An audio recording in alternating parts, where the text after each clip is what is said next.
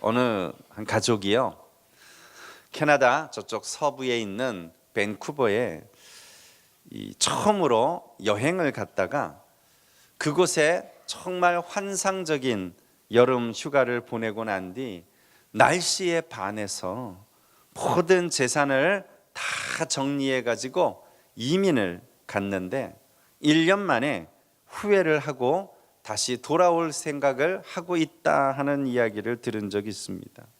왜냐하니까 그들이 처음 방문했던 그 시기 여름은 캐나다 밴쿠버의 가장 아름다운 평균 23도에서 25도 정도 되는 정말 화창하고 맑기 그지없는 날씨가 이어집니다. 그러다 보니까 너무너무 좋은 거예요. 한국의 습하고 큰 무더운 열대야에 비해서 그곳의 날씨가 얼마나 아름다웠는지 그 기억만 가지고 이민을 갔는데, 문제는 그 다음 가을부터 시작해서 겨울과 봄까지 남은 6개월은 거의 매일같이 비가 내리는 날씨거든요.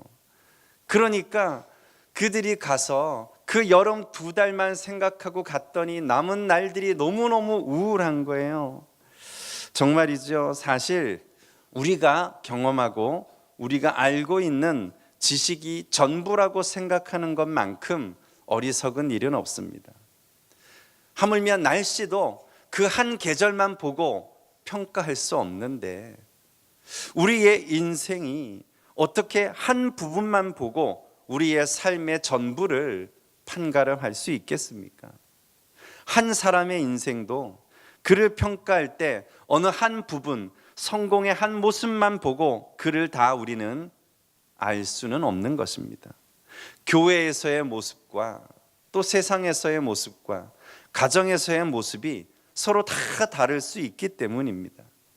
그래서 우리 예수님은요, 공생의 기간 동안에 그를 찾아온 수많은 사람들을 만나 주셨고 그들에게 복음을 전해 주셨고 그들이 가지고 온 문제들을 해결해 주시는데 많은 시간을 할애하고 바쳤지만, 그럼에도 오늘 동시에 주님은 12명의 제자들을 선택하시고 그들을 양육하는 일에 온통 집중하셨다는 것을 우리는 복음서 곳곳에서 발견할 수 있습니다.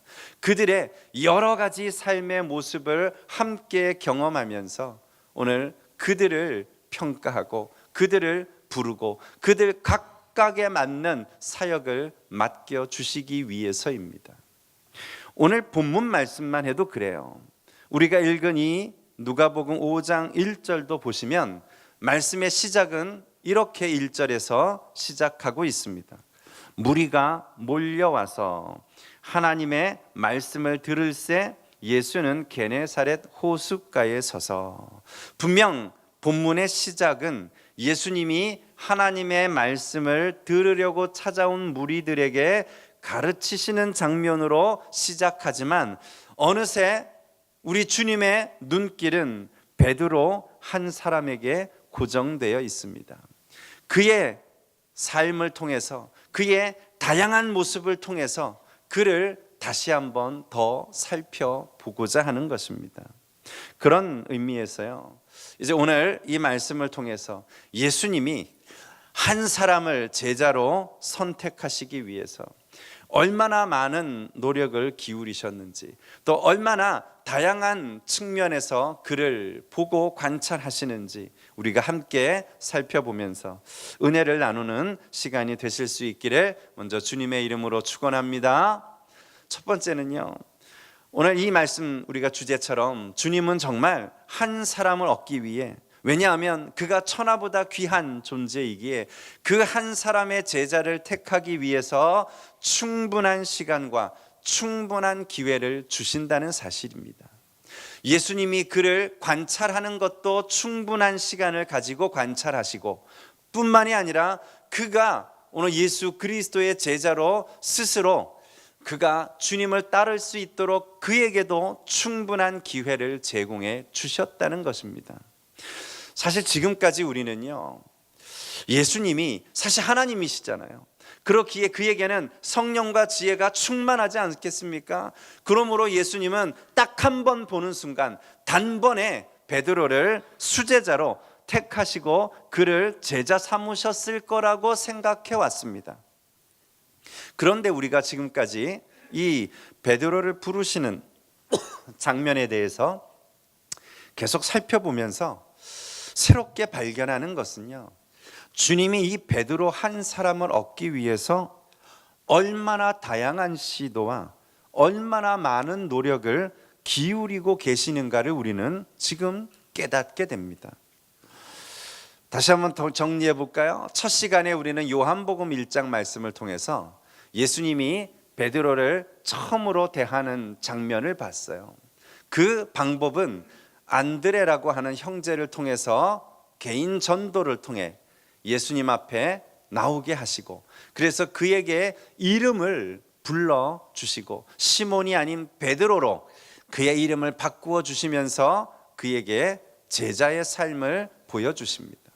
그리고 우린 지난주에 마태복음 4장을 통해서 갈릴리 해변을 거니시다가 베드로가 그물을 던지는 것을 보시고 그가 일하고 있는 삶의 현장에서 그를 택하시고 사람 낚는 업으로 바꾸시는 것을 보았습니다.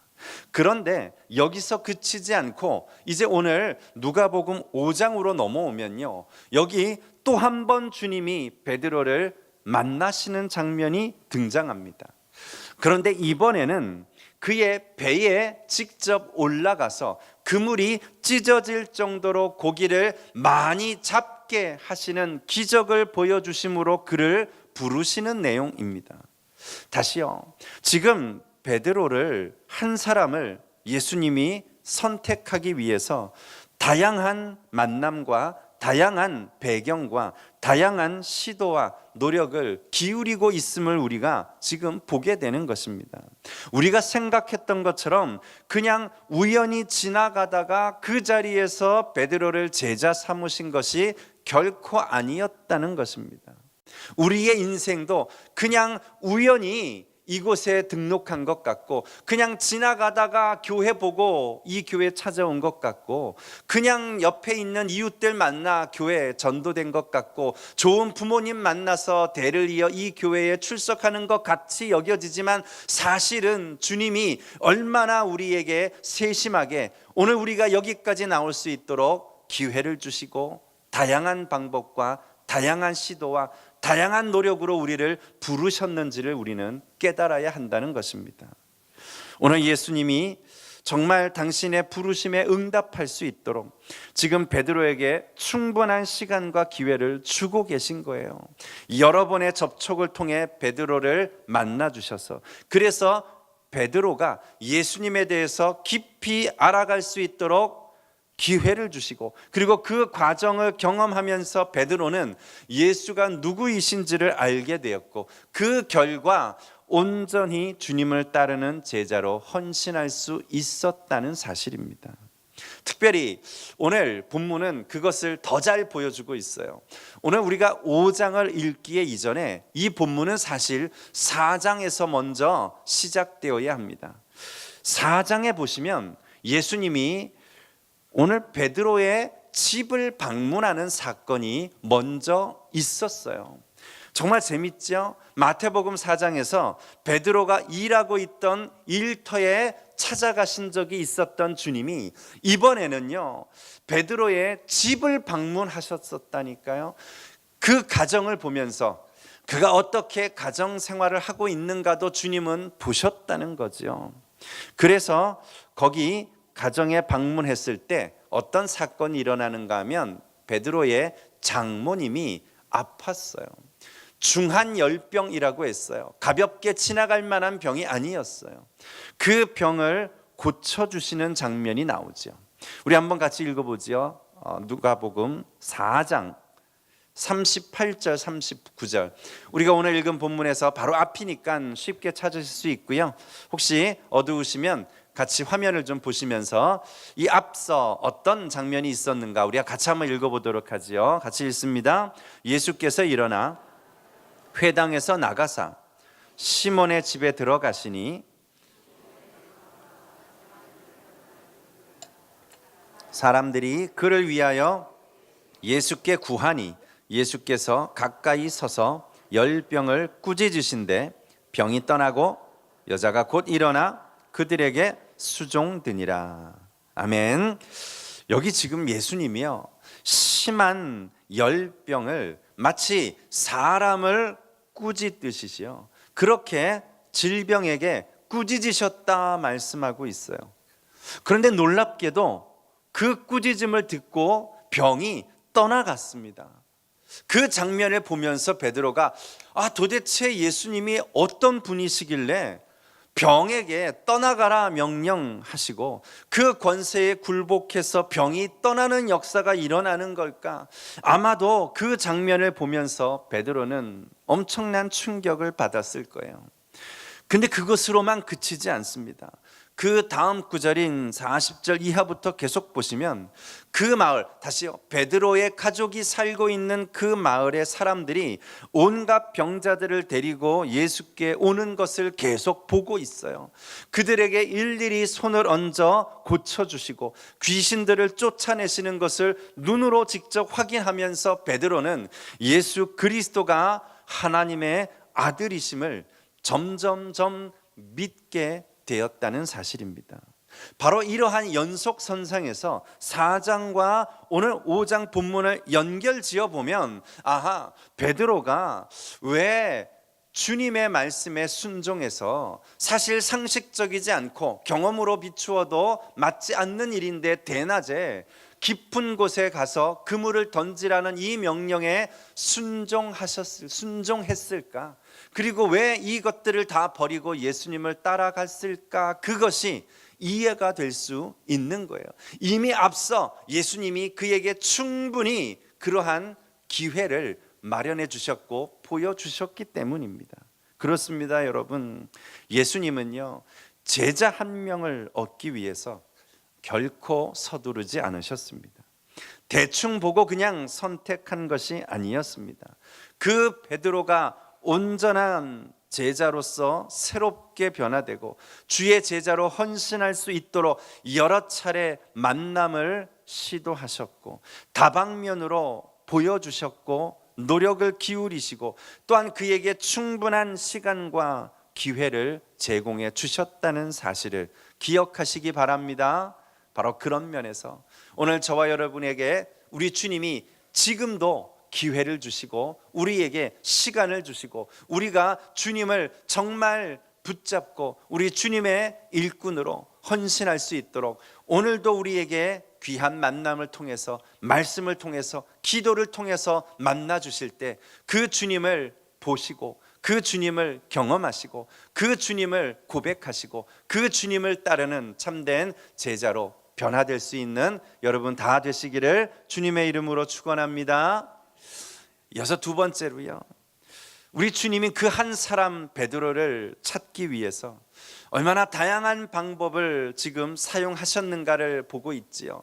그런데요, 주님이 사용하시는 다양한 접근 방법 가운데 특별히 베드로에게 사용하신 방법 중 하나는 바로 그의 실패를 통해 만나 주시는 방법이었습니다. 오늘 본문에서 주님은 베드로의 그 실패의 현장에 일부러 찾아오십니다. 일부러 비어있는 배를 찾으십니다. 이상하지요? 우리는요, 이왕이면 예수님이 우리가 좀 잘 될 때 와주시면 좀 좋을 것 같은데, 그러면 우리가 주님 앞에 더 많은 것을 섬기고 더 많은 것을 내놓을 수 있을 것 같다고 생각하는데, 그런데 뜻밖의 주님은 우리가 성공하고 있을 때가 아닌 우리가 실패해서 정말 아무것도 내어드릴 것 없는 빈 배, 빈 그물 상태에 우리를 찾아오실 때가 있더라는 것입니다. 오늘 2절 말씀을 한번 보시면요, 예수님이 게네사렛 호숫가에서 무리들에게 하나님의 말씀을 가르치실 때 거기 배가 두 척이 있는 것을 보셨어요. 근데 그 배 두 척 중에 우리 주님은 당연히 빈 배인 베드로의 배를 택하십니다. 근데 여기 이 게네사렛이라고 하는 그 이름은요, 갈릴리 바다의 또 다른 그런 이름입니다. 성경은요, 이 갈릴리 호수를 여러 이름으로 표현하고 있죠. 오늘 본문처럼 때로는 게네사렛 호수라고 부르기도 하고요. 또 저 요한복음 뒤에 가면은 또 디베랴 호수라고 명칭하기도 합니다.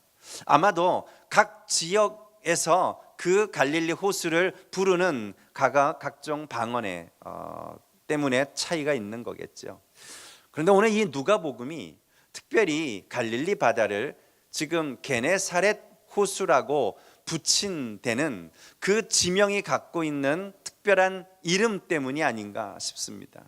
여기 이 게네사렛은 합성어인데요, 게네라고 하는 단어는 풍부하다, 풍족하다라고 하는 단어이고요, 사렛라고 하는 말은 정원이라고 하는 뜻의 헬라어입니다. 그래서 게네사렛은 이 뜻이 합쳐져서 풍요의 정원, 풍부한 정원이라고 하는 의미를 가지고 있어요. 너무 아이러니하지요? 이러한 풍부한 갈릴리 바다 한 복판에서 지금 베드로는 하루 종일, 아니 밤을 새도록 물고기를 잡기 위해 그물을 던졌지만 이상하게도 한 마리도 잡지 못했습니다. 살다 보면 그럴 때가 있잖아요. 인생이 잘 안 풀리고 내 맘대로 안 될 때가 있습니다. 그런데 하필이면 그런 상황 속에서 예수님은 다른 배를 다 제쳐두고 바로 베드로가 타고 있는 그 배에 올라타십니다. 3절이요. 예수께서 한 배에 오르시니 그 배는 시몬의 배라. 육지에서 조금 떼기를 청하시고 앉으사 배에서 무리를 가르치시더니. 예수님은 하필이면 빈 배를 찾아오셨습니다. 여러분, 어부에게 있어서 빈 배라는 것은 다름 아닌 실패라는 뜻입니다. 낙심이라는 의미입니다. 자기의 한계를 절감하는 순간입니다. 허탈하고 무기력한 순간입니다. 그러나 바로 그러한 실패의 경험이야말로 새로운 인생을 시작하도록 만들어주는 계기가 된다는 사실을 믿으시기 바랍니다. 그렇습니다. 하나님은 실패의 순간에 저와 여러분을 찾아오십니다.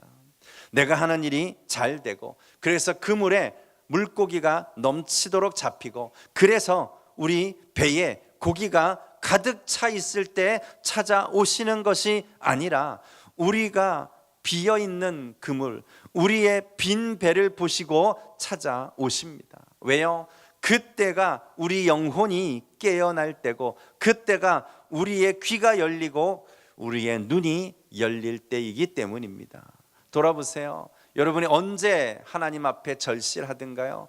여러분이 언제 주의 말씀에 귀가 기울여지든가요? 언제 여러분이 다른 사람의 말에 귀 기울여 듣게 되던가요?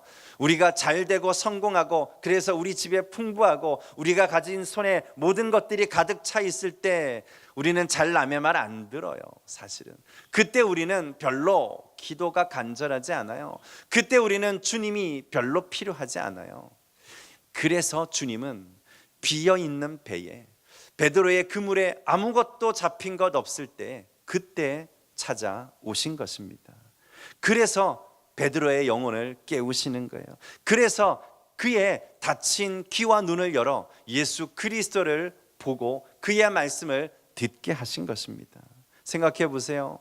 만일 베드로가 이미 고기를 많이 잡았다면 예수님이 저 깊은 곳에 가서 그물을 내리라고 말씀하셨을 때 그 얘기를 들었겠어요? 관심이라도 있었겠어요? 아닙니다. 베드로는 평생 어부였어요. 언제 고기가 잘 잡히고 어디 가야 고기가 많이 있는지 누구보다 잘 아는 사람입니다. 그런데 그의 경험상 지금 깊은 데로 이 대낮에 그물을 내려봐야 고기를 잡을 수 없다는 것을 베드로는 잘 알고 있어요. 그런데도 중요한 것은 지금 그의 반응입니다. 5절에 보시면 그가 뭐라고 대답하고 있어요? 우리 5절 한 번 더 읽어보죠. 5절 읽습니다. 시몬이 대답하여 이르되 선생님, 우리들이 밤이 새도록 수고하였으되 잡은 것이 없지만은 말씀에 의지하여 내가 그물을 내리리이다. 아멘. 예수님은 목수셨어요. 고기에 대해서는 전문가가 아닙니다. 그럼에도 이미 베드로는 주님이 어떤 일을 행하셨는지, 주님이 보여주셨던 수많은 기회들을 통해서 알고 있었어요. 자신의 장모님의 병을 고치시는 장면도 이미 목격했습니다. 이미 수많은 병자들과 귀신들을 치료하시는, 기적을 행하시는 주님을 보아왔습니다. 아니, 배 위에서 지금 무리들을 가르치고 계시는 그 진리의 말씀을 들었습니다. 그렇기에 그는 자신의 경험과 선입견을 내려놓고 예수님의 말씀에 순종할 수 있었던 것입니다. 베드로는 주님의 말씀을 가장 앞에서 들은 사람이에요. 사실 예수님은 게네사렛가에서 그 바닷가에 서 있는 무리들에게 말씀을 잘 전하기 위해 베드로의 배를 강단 삼아 쓰셨지만, 그러나 사실 예수님은 베드로에게 말씀하고 싶었던 거지요. 그 결과가 어떻게 돼요? 6절에 보면 그렇게 하니 고기를 잡은 것이 심히 많아 그물이 찢어지는지라 말씀했습니다. 여러분, 어부들에게 있어서 이 장면은요, 기적입니다. 지금 그들이 이 밤을 새도록 아무리 그물을 던져도 잡을 수 없었던 고기를, 그것도 고기들이 움직이지 않는 이 시간에, 그것도 깊은 한 가운데에서 이토록 찢어질 정도로 많이 고기를 잡을 수 있는 건 기적밖에 답이 없어요.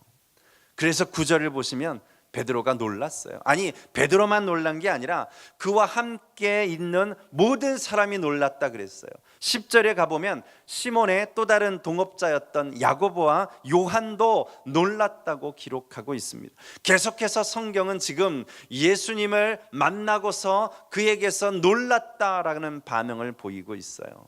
사랑하는 성도 여러분, 지금도 우리 예수님은 실패한 우리의 삶 한가운데 찾아오실 때, 오늘 그때 우리의 인생에도 놀라운 일이 벌어지게 될 줄 믿으시기 바랍니다.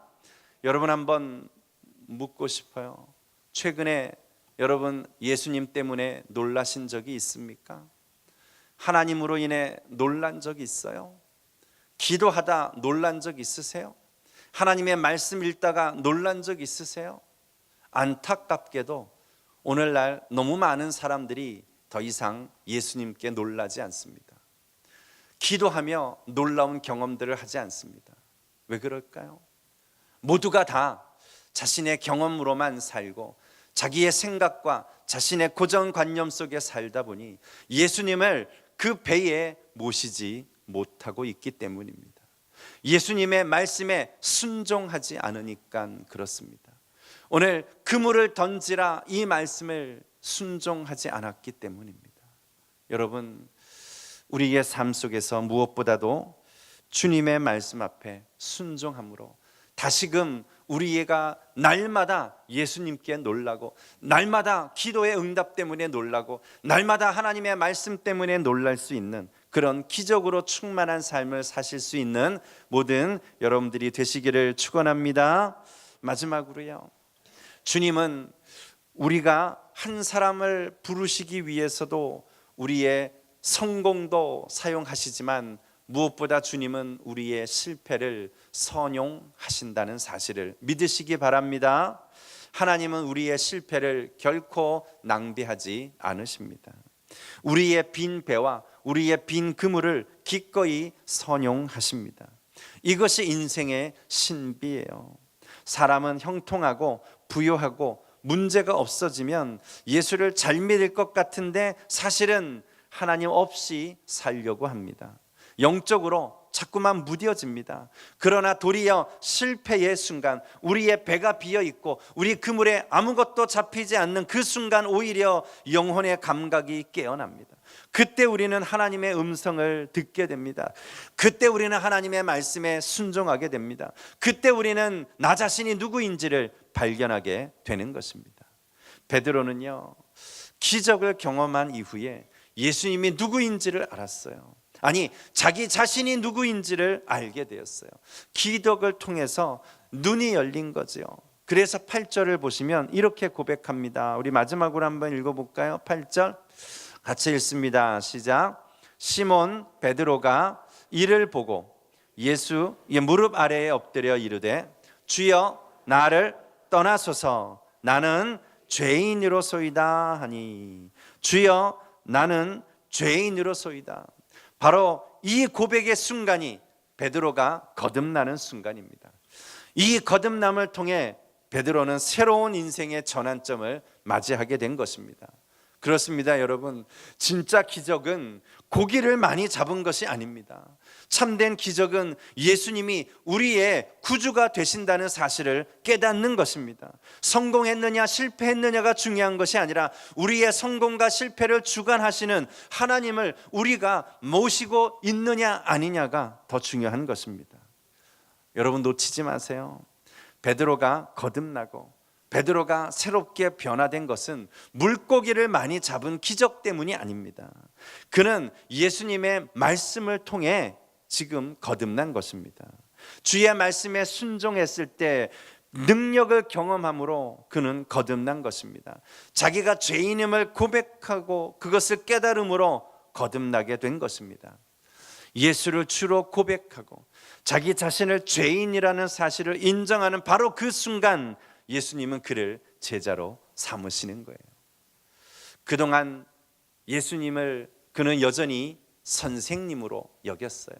스승으로 생각했어요. 오늘 5절에서도 그러죠. 선생님, 제가 이미 고기 많이 던져봤는데 한 마리도 못 잡았지만은 제가 말씀에 순종하여 그물을 다시 한번 던지겠습니다. 선생님이었어요. 그런데 그가 변화되고 그가 예수가 누구신지 자기가 누구인지를 깨닫게 되니까 그때 비로소 예수가 주님으로 구주로 주로 보인 거예요. 바로 그 순간이 예수님이 그를 제자로 부르시는 순간입니다. 오늘 그가 예수 그리스도가 누구이신지를 알면 알수록 나 자신이 얼마나 큰 죄인인지도 당연히 깨닫게 돼요. 바로 그 회개의 순간 예수님은 그를 제자로 택하신 것입니다. 그러므로 여러분, 우리가 죄인이라는 사실을 고백하는 것을 부끄러워하지 마십시오.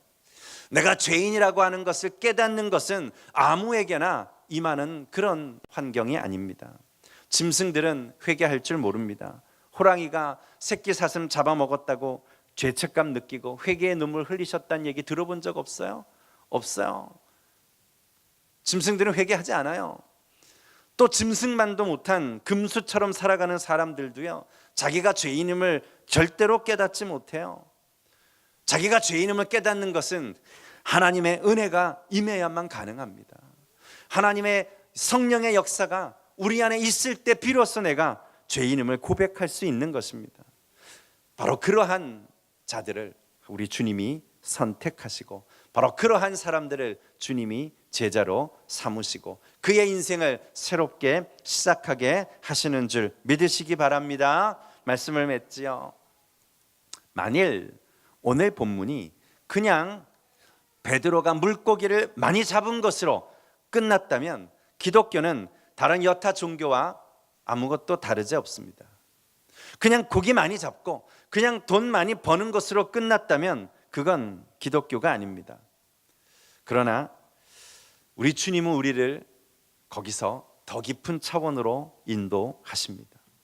오늘 본문의 마지막 결론은 시몬 베드로가 그 많이 잡은 물고기들을 다 버려두고 예수를 따라갔다는 말씀으로 끝을 맺고 있습니다. 맞습니다. 한 번의 성공과 한 번의 축복이 어떻게 예수 그리스도와 비교할 수 있겠습니까? 우리가 잡은 물고기에만 집착하면 우리는 가장 중요한 것을 놓치게 되지만 우리가 예수 그리스도를 따라가면 오늘 우리는 모든 것들을 얻게 될 줄로 믿으시기 바랍니다. 베드로가 예수 그리스도를 따르기로 선택하는 그 순간부터 그의 삶이 새롭게 시작되었고 그의 인생이 날마다 기적의 연속이었던 것처럼 오늘 저와 여러분 또한 주님을 따르는 인생을 통해 새롭게 변화되고 날마다 하나님의 기적을 경험하며 날마다 예수님 때문에 놀라는 인생을 사는 그런 복된 저와 여러분의 올 한 해가 되시기를 다시 한번 주님의 이름으로 축원합니다.